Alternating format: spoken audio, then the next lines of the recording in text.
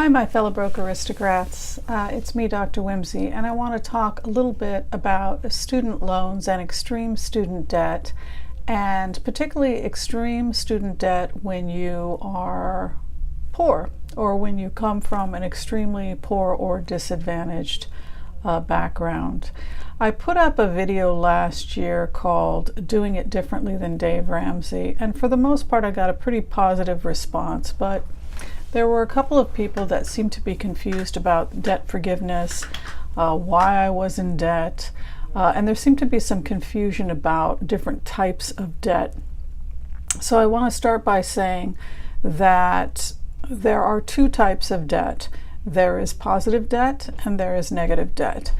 Positive debt is a debt that you incur that renders a profit. An example would be in education. So say, for example, you go into debt to become a nurse because you don't have rich parents that can afford to pay your way to go to nursing school. So you take out student loans, which is expensive because student loan costs are rising astronomically, which is a whole other conversation.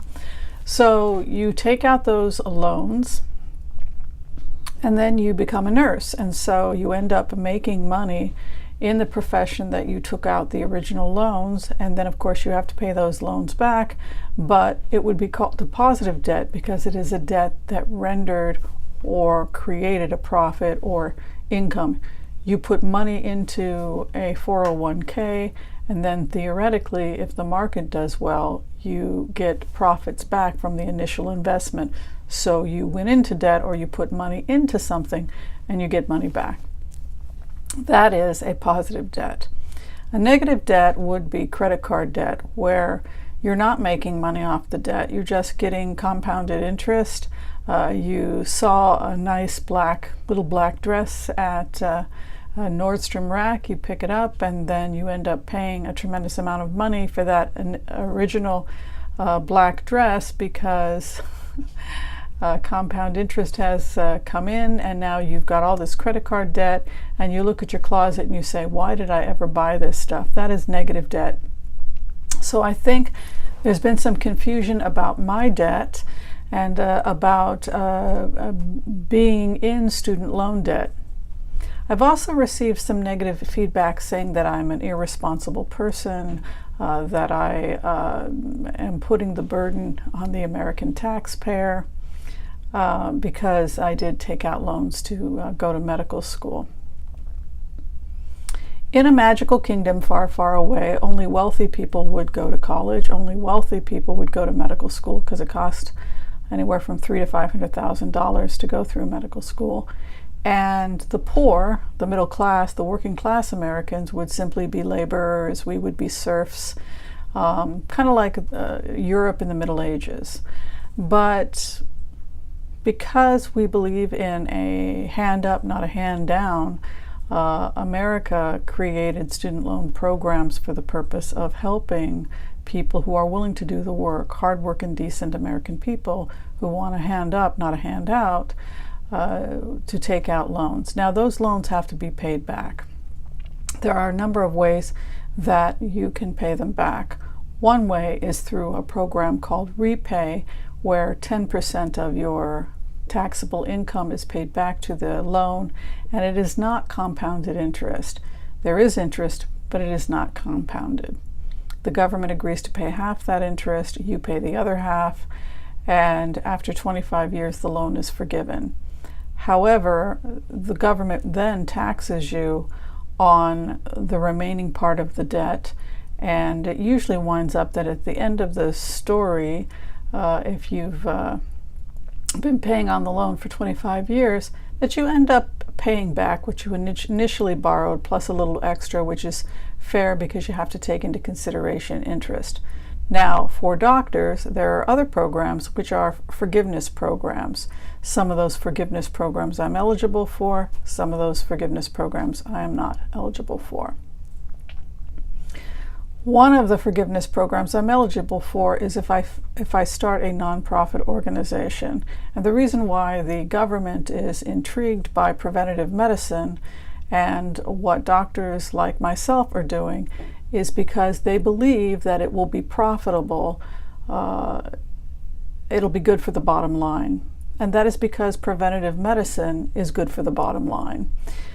If you're talking about the fact that having people going into surgery for conditions like coronary artery disease and having a stent placed, or bypass surgery, you're talking about $250,000, and that doesn't include time for recovery from the surgery.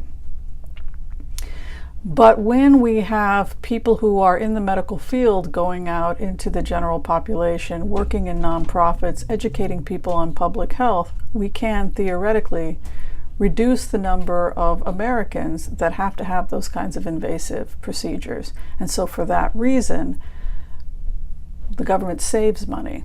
Preventative medicine saves money if we can keep people out of hospitals, if we can keep people from having to have those kinds of invasive procedures. It's better for the bottom line. Never mind that it's good for the health of the American people. And so for that reason, this is something that I have prayed about a lot, and it was a very difficult decision for me, and it was something that I wanted to leave as a legacy because I don't have children. I have decided that I will take that offer, and I will be building a nonprofit. It's going to take a while. I think it's going to take me about a year because I actually have to raise funds to pay for the lawyers, bookkeepers, etc., and then grant writers, etc., that have to go into building a nonprofit. But if you do that, and if you serve in the way that I would like to serve, then the government forgives the loans in full. I think I still have to pay on the loans, but I won't have to pay the taxes afterwards.